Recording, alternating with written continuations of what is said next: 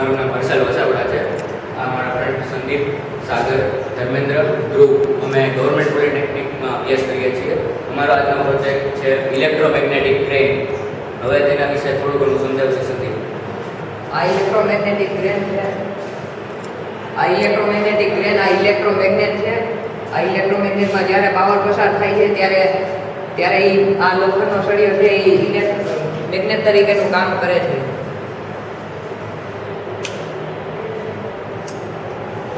અને ગમે તે લોખંડની વસ્તુને ઉપાડવામાં મદદ કરે છે.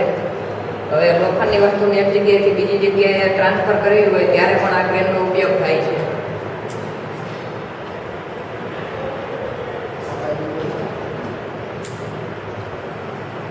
અને જ્યારે મેગ્નેટમાંથી પાવર પસાર થતો હોય ત્યારે બંધ કરી દેવા હોય તો મેગ્નેટ તરીકેનું કામ કરતું બંધ કરી દે છે.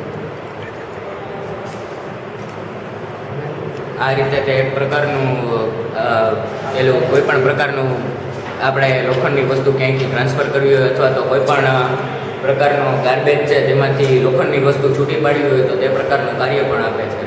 Thank you.